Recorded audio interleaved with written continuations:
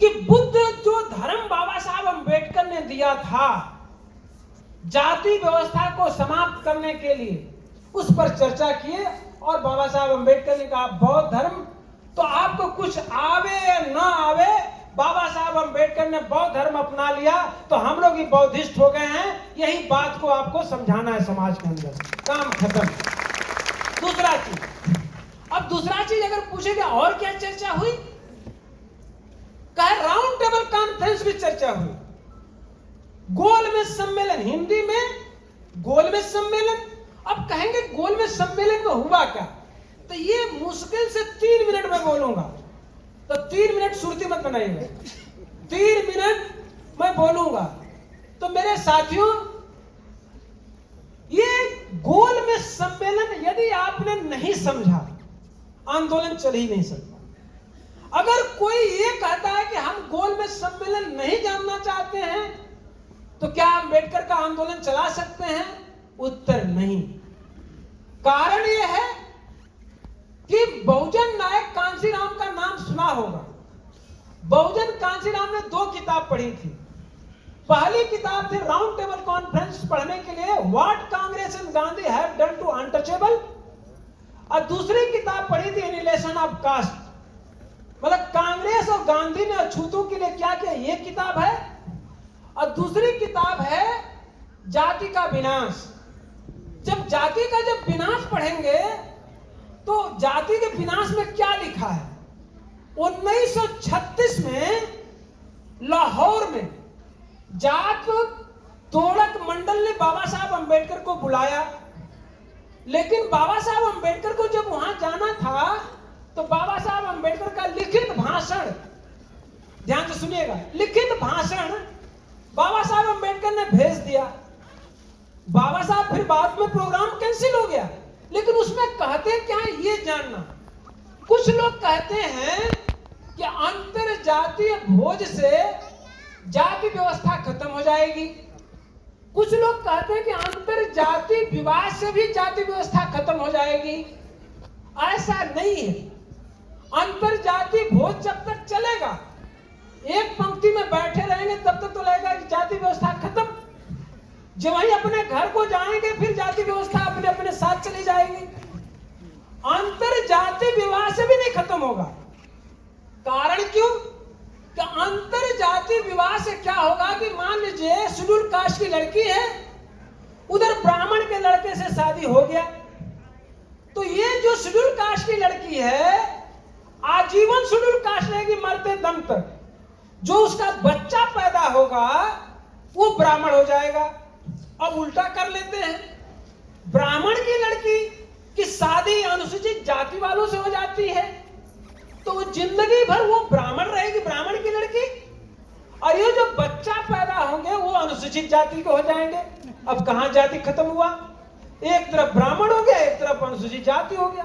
अंतर जाति विवाह से भी नहीं खत्म हो रहा। तब बाबा साहब अम्बेडकर ने कहा यह जाति व्यवस्था हिंदू धर्म से वर्ण व्यवस्था उत्पन्न हुआ है, उसी से जाति व्यवस्था हुआ है, उसी से छुआछूत आया है। यदि तुम चाहते हो कि इस देश से जाति विहीन समाज का निर्माण हो तो तुम्हें बौद्ध धर्म में दीक्षित होना पड़ेगा। यही बाबा साहब अम्बेडकर का संदेश है। अब मैं राउंड टेबल कॉन्फ्रेंस, दूसरी किताब, कांग्रेस और गांधी ने अछूतों के लिए क्या किया, ये किताबों का नाम बता दे रहे कि जिससे आपको दिमाग में बैठ जाए कि करना क्या, कैसे पढ़ना है। दूसरी बात कि कांग्रेस और गांधी ने अछूतों के लिए क्या किया, तो गोलमेज सम्मेलन का बात मैं कर रहा हूं। अब संक्षेप में जब मैं बोल रहा हूं तो 12 नवंबर 1930 को जब बाबा साहब अम्बेडकर गोलमेज सम्मेलन में गए, उससे पहले 1 मिनट की बात आप जान लीजिए। अब एक है गोलमेज सम्मेलन में गए कैसे, ये जानना जरूरी है। जब इस देश में भारत सरकार अधिनियम 1919 लागू था तो उसमें एक प्रावधान था कि जब इसके 10 साल पूरे होंगे तो एक कमीशन की नियुक्ति होगी जो भारत के दलितों, अछूतों, अस्पृश्यों, हरिजनों की सामाजिक स्थिति का अध्ययन करेगी। ध्यान से सुनना मेरे भाई। अब उसको अध्ययन करने के लिए 1928 में साइमन कमीशन का गठन हुआ। और जब साइमन कमीशन इंडिया में आया आपके सामाजिक स्थिति का अध्ययन करने के लिए, तो आप उससे पढ़ा होगा Simon commission go back, Simon commission go back, Simon commission go back. Simon commission go back का नारा गांधी जी के नेतृत्व में लगने लगा। ये तो रहा एक पक्ष। दूसरा पक्ष क्या रहा? आपके परम पूज्य बोधिसत्व बाबा साहब अम्बेडकर, जिन्हें आप अपना मसीहा मानते हो, जिन्हें अपना उद्धारक मानते हो, जिसे आप अपना भगवान मानते हो, यही बाबा साहब अम्बेडकर ने कहा, गांधी जी ने कहा साइमन गो बैक, बाबा साहब अम्बेडकर ने कहा साइमन आपका स्वागत है, स्वागत है, स्वागत है। ये अंतर है। गांधी जी ने कहा गो बैक, बाबा साहब अम्बेडकर ने कहा साइमन आपका स्वागत है। क्यों स्वागत हुआ? साइमन आपके सामाजिक स्थिति का अध्ययन कर रहा था कि ये छुआछूत है कि नहीं, मंदिर में प्रवेश है कि नहीं, सारे तालाबों का पानी पी पा रहे हैं कि नहीं, यही अध्ययन कर रहा था। तो उस समय मसला ये फंसा कि जब साइमन कमीशन अध्ययन करने की बात करने लगा, जब साइमन कमीशन जब आ गया, तो उसमें बर्किन हेड नाम का राज्य सचिव हुआ करते थे।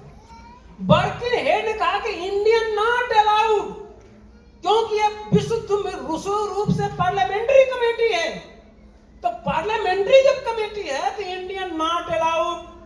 गांधी जी को लगा कि हम इस देश के बड़े नेता हैं, जब हम ही उस कमीशन में न रहेंगे तो इस कमीशन से क्या फायदा, इसीलिए कहा गया साइमन कमीशन गो बैक।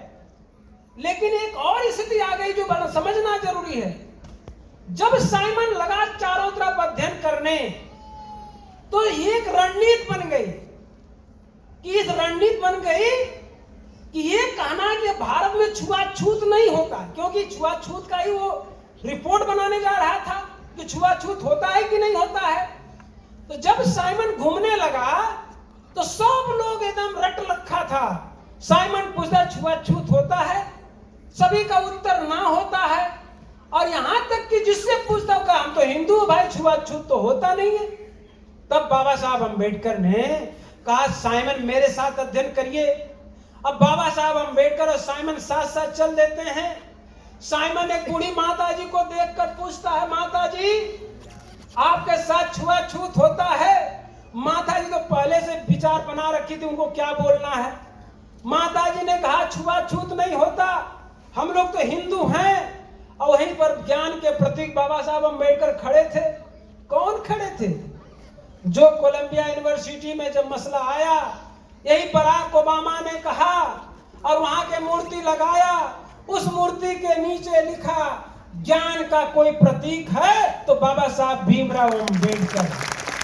तो ज्ञान के प्रतीक ने कहा साइमन थोड़ा ठहरो, और बाबा साहब अम्बेडकर ने माता जी से सवाल किया, माता जी हमको प्यास लगी है, साइमन को भी प्यास लगी है, कृपया उस कुएं से पानी लाके पिला दीजिए।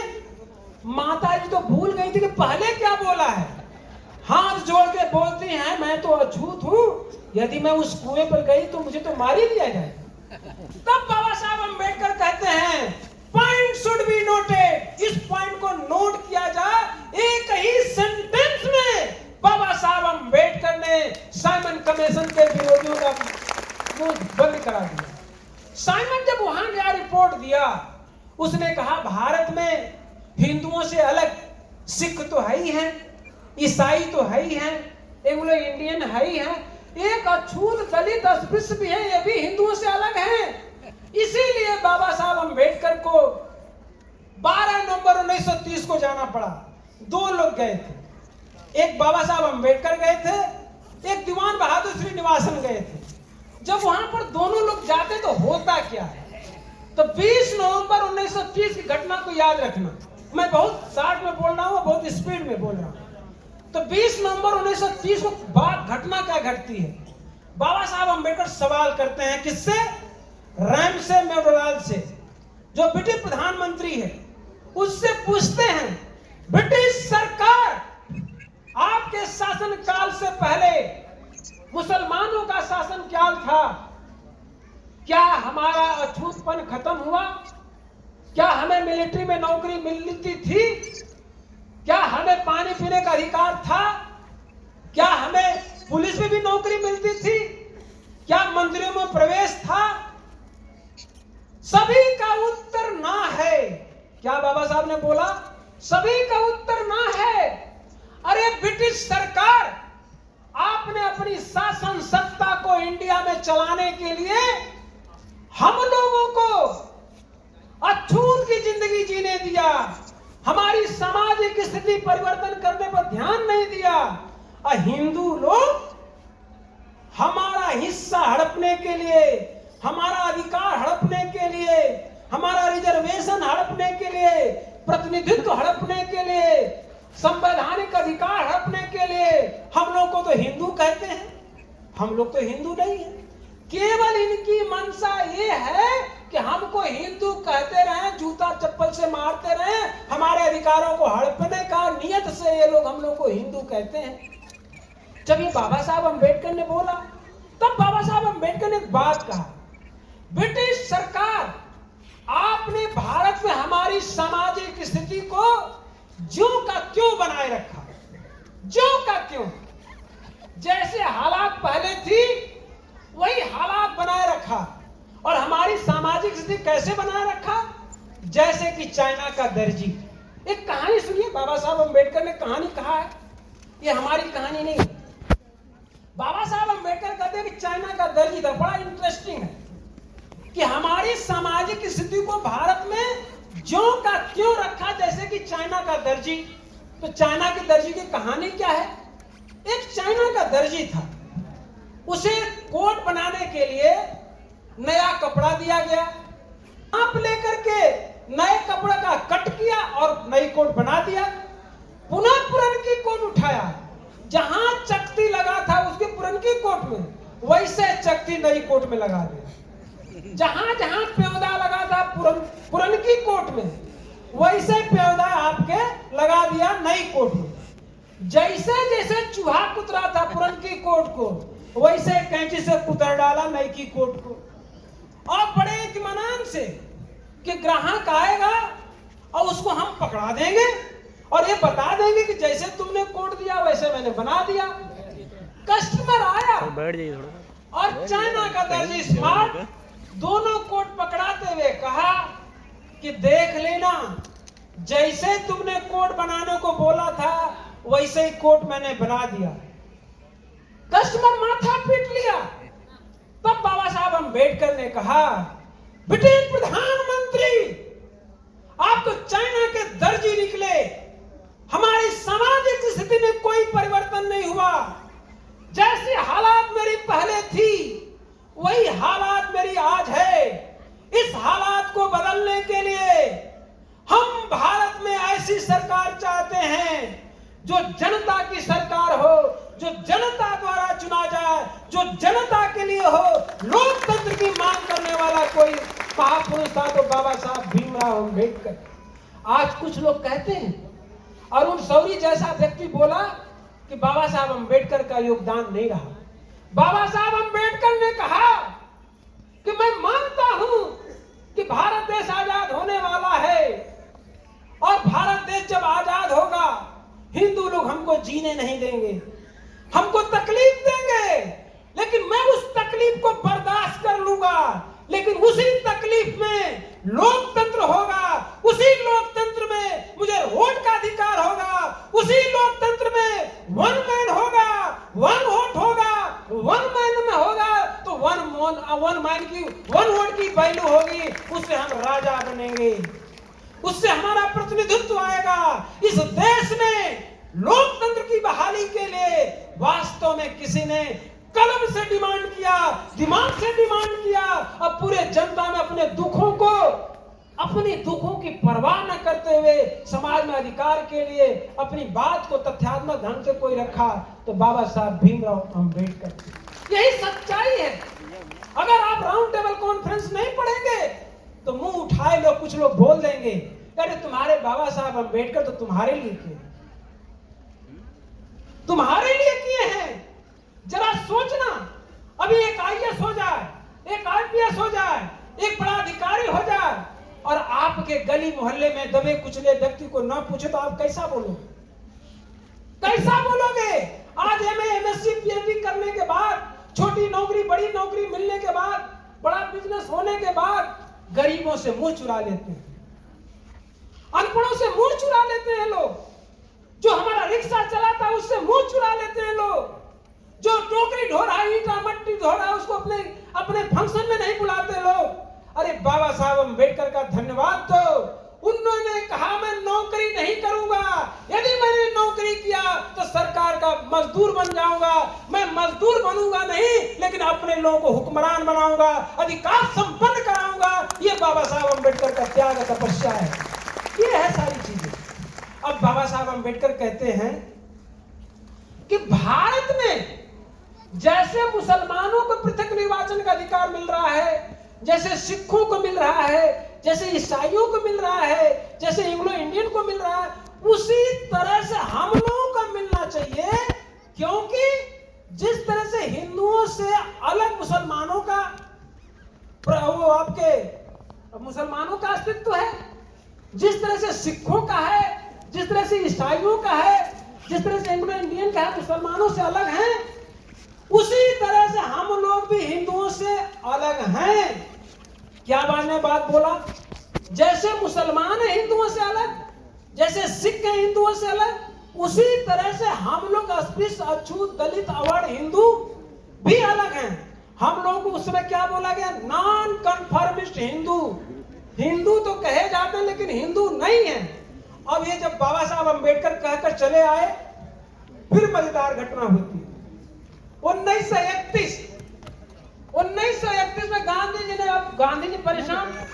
अभी तो इनको अछूत, अस्पृश्य, दलित कहते थे, लेकिन बाबा साहब अम्बेडकर कहते हैं कि तो हिंदू ही नहीं, एक नई परिभाषा हो गई। लेकिन इसको दूर करने के लिए गांधी जी गए। ये लास्ट वाली बात चल रही है। गांधी जी गए सितंबर 1931 में। जाते ही कहते हैं कि डॉक्टर भीमराव अंबेडकर तो अछूतों के नेता ही नहीं। अब यह मसला ये होगा कि न रही बांस में बाजेगी बांसुरी, ना अंबेडकर नेता रहेंगे, ना अंबेडकर की बात सुनी जाएगी। और इन्होंने कहा कि अछूतों के नेता तो हम हैं, अंबेडकर तो गलती से आ गए हैं। तो बाबा साहब अंबेडकर ने जवाब क्या दिया? हर चीज का जवाब है। बाबा साहब अंबेडकर ने कहा कि अल्मोड़ा से तार आया है, जिसमें उत्तराखंड में है। अल्मोड़ा से तार गया था, उसमें लिखा हुआ था कि हम लोगों को पता चला है कि हमारे बाबा साहब अंबेडकर का विरोध गांधी जी इंडिया में तो करते ही थे, लंदन में भी हो रहा है। तब बाबा साहब अंबेडकर वो लोग लिखता है, ब्रिटिश सरकार को संबोधित पत्र था, कहता है कि हमारे नेता गांधी नहीं है, हमारे पूरे भारतवर्ष के अछूतों के नेता बाबा साहब अंबेडकर हैं। इस बात को कहते हैं। और आपके ब्रिटिश प्रधानमंत्री ने वो समझ गया कि गांधी झूठे हैं और बाबा साहब भीमराव अंबेडकर अछूतों के सच्चे नेता हैं। ये क्वेश्चन हल हो गया। अब दूसरा सवाल था, गांधी जी ने कहा कि लेकिन भारत के अछूत, अस्पृश्य, दलित, मैं मानता हूं कि इनके साथ अमानवीय व्यवहार होता है, लेकिन ये हिंदुओं की आंतरिक समस्या है। ये हिंदुओं की आंतरिक समस्या है। ये क्या बांट रहे हैं? क्या बांट रहे हैं आप? क्या कुछ बांट रहे हैं? हाँ? कुछ बांट रहे हैं? अच्छा, तो मेरे साथियों, वो कहते हैं कि ये हिंदू, जो बाबा साहब अंबेडकर कहते हैं ये हिंदू हैं, तो बाबा साहब अंबेडकर कहते हैं कि हम हिंदू नहीं हैं। हम जब हिंदू नहीं हैं तो इसका तर्क क्या देते हैं? तो कहते हैं गांधी जी किस आधार पर कहते हैं कि हम हिंदू हैं? जरा सोचना बहुत कहते हैं इसीलिए ना कि वो भी हनुमान की पूजा करते हैं, हम भी करते हैं। वो भी गणेश की पूजा करते हैं, हम भी करते हैं। वो भी सरस्वती की पूजा करते हैं, हम भी करते हैं। लेकिन इसका मतलब हुआ कि हम लोग समान धर्मी हैं। और समान धर्मी किसे कहा जाता है? कि जब कोई वर्ग विशेष अपना धार्मिक कृत्य करता है और दूसरा वर्ग जो प्रतिभाग करता है, तो प्रतिभाग करने वाले को समान धर्मी कहा जाता है। इसी बात पर कि हम लोग समान धर्मी, ठीक है हम लोग भी पूजा पाठ कर लेते हैं, तो हम लोगों को समान धर्मी माना गया। गांधी जी इस बात से नाराज होकर के इंडिया वापस आते समय रोम में उन्होंने डिक्लेयर किया कि रैमसे मेघवाल जी सबको अधिकार दे देना, मुसलमानों को, सिखों को देना, लेकिन अछूतों को तो मत दे देना। ये जो हम लोग को शिक्षा, नौकरी और राजनीति में आरक्षण मिला है, इनको मत देना, सबको दे देना। तो बाबा साहब अम्बेडकर की इस बात से वो सहमत हो गए। ब्रिटिश सरकार की अछूत अस्पृश्य हिंदुओं से अलग है। तो रोम में जब डिक्लेयर किए कि हम जाएंगे इंडिया में आमरण अनशन करेंगे, आज वही इंडिया में आते गिरफ्तार कर लिए गए। अब मेरी बात आप समझिएगा, एक और उसमें आता है।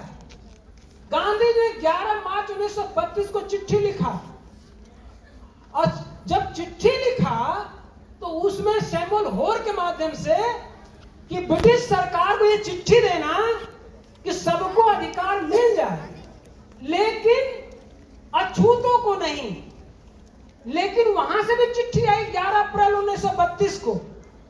11 अप्रैल 1932 में तो आई, तो ब्रिटिश प्रधानमंत्री ने लिखा कि लोथियन कमेटी का गठन हो गया है, लोथियन कमेटी की रिपोर्ट आने दीजिए, इसके बाद विचार किया जाएगा। बड़ी इंटरेस्टिंग बात यह रही कि लोथियन जब कमेटी, हमारा ये देखने के भारत में कितने अछूत अस्पृश्य हैं, कितनी संख्या है, तो ये संख्या छिपाया गया। तो क्यों छिपाया गया?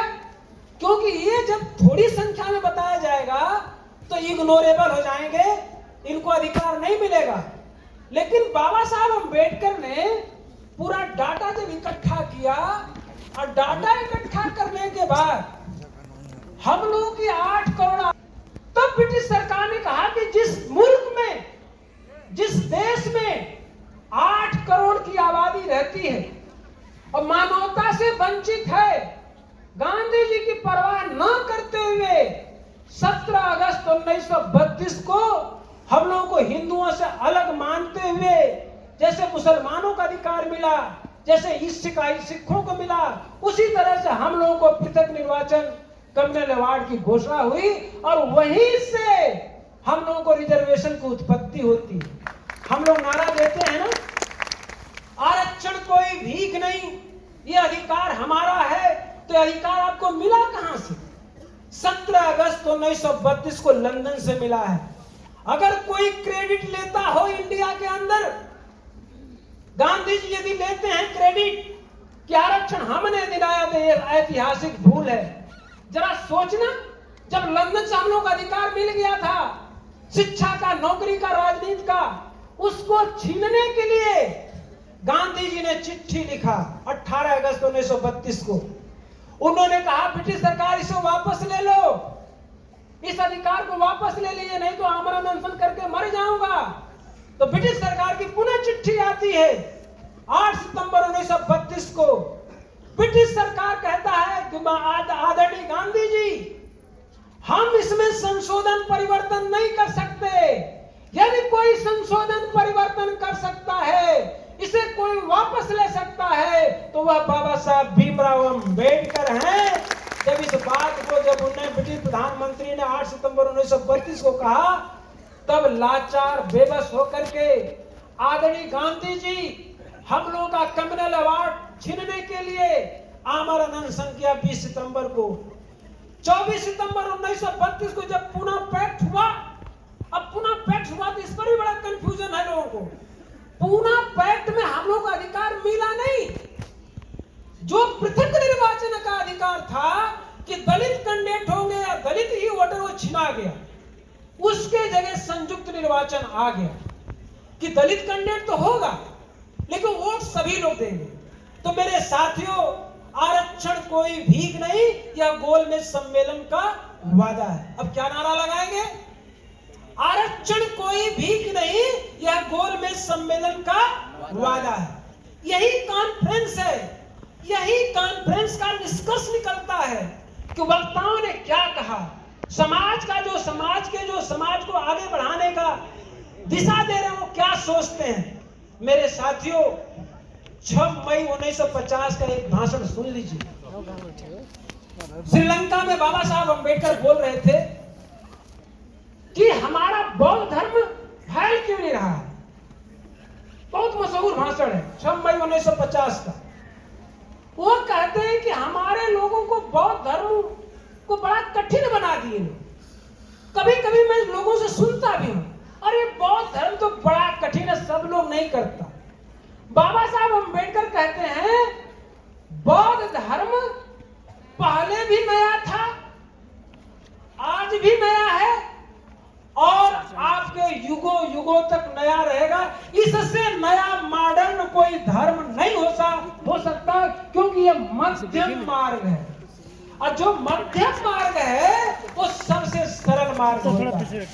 इसलिए मेरे साथियों, कभी भी बौद्ध धर्म में समता सुनता न्याय बंधुत्व ऐसा मध्यम मार्ग दुनिया में कहीं है। इसलिए कहा जाता है कि जो बुद्ध का जो दर्शन है, और हम लोग जानते हैं दुनिया में दुख है तो उसका कारण है तो निवारण है तो उपाय है। इसलिए तथागत बुद्ध को प्रथम वैज्ञानिक कहा गया। आज वैज्ञानिक जो प्रथम वैज्ञानिक विश्व के बने थे इसी धरती पर बोधगया में, आज उसी बोधगया में बाबा साहब अंबेडकर के इंटरनेशनल कॉन्फ्रेंस चल रहा है। अब बौद्ध धर्म के पुनरुत्थान में आज जो भी बौद्ध धर्म का पुनरुत्थान हो रहा है, इसमें बाबा साहब अंबेडकर का योगदान पूरा विश्व मान रहा है। यही प्रासंगिकता है, यही आंदोलन है मेरे साथियों। और हम लोगों को कभी निराश नहीं होना, कभी निराश मत होना, कभी रुकना मत, कभी डिगना मत, कभी थकना मत। चलते रहना। ये आंदोलन है, ये वैचारिक आंदोलन है। और दुनिया में आपका सब नुकसान हो जाए, लेकिन बुद्ध और अंबेडकर का विचार नहीं मरना चाहिए। यही हम लोगों के कॉन्फ्रेंस का निष्कर्ष होना चाहिए। सब बर्बाद हो जाने दीजिए। विचारधारा का जब निर्माण होता है, आज जरा सोचना, 29 साल पहले बुद्ध निकले थे, 2500 साल आज भी जिंदा है बुद्ध। अंबेडकर आज भी जिंदा है। कभी कभी तो लोग ये कह देते हैं कि अंबेडकर जब जिंदा थे तो उतने खतरनाक नहीं थे। जब अंबेडकर जिंदा थे उतने खतरनाक नहीं थे। कभी कभी ये लोग कह देते हैं कि अंबेडकर के पुतले से क्या लेना देना, ये पत्थर की मूर्ति क्यों लगा देते हैं। तो मैं उनसे कभी कभी मैं भी सवाल कर लेता हूं। मैं कहता हूं कि आपको अयोध्या में मर्यादा पुरुषोत्तम राम दिखाई देते हैं पत्थर में, आपके काशी में पत्थर में भोले बाबा दिखाई देते हैं, मथुरा में आपको पत्थर में राधा कृष्ण दिखाई देते हैं, और हमारे बाबा साहब अंबेडकर आपको पत्थर दिखाई देते हैं। मैं कहता हूं कि आपके लिए पत्थर हो सकते हैं अंबेडकर साहब, आपके लिए पत्थर हो सकते हैं बुद्ध, लेकिन हम लोगों के लिए अंबेडकर साहब तो कल भी जिंदा थे, आज भी जिंदा हैं और युगों युगों तक जिंदा रहेंगे। जय हिंद, जय हिंद, जय हिंद, मेरे साथियों, बाबा साहब अंबेडकर के आंदोलन को चलाते चलाते कभी कभी निराशा हो जाती होगी, कभी कभी थकावट हो जाती है, कभी परेशान मत हो, चलते रहना। लेकिन एक बात रहना, बाई द वे इंसान हो और कभी थक जाओ, बाई द वे हालात थकना नहीं है। तो बाबा साहब अंबेडकर की इस कोटेशन को याद रखना, जो संघर्ष करते हैं वही सफल होते हैं। निराशा का युग समाप्त हो गया, आशा का युग प्रारंभ हो गया। आपका हमारा उद्धार करने के लिए कोई दूसरा नहीं आएगा, लेकिन हम लोगों ने ठान लिया है तो अपना उद्धार हम लोग स्वयं करेंगे। इन्हीं शब्दों के साथ मंच पर आसीन सभी वक्ताओं का, सभी साथियों का, सभी हमारे मिशनरी भाइयों का, मैं सबका नाम नहीं ले पाया क्योंकि एक बड़ी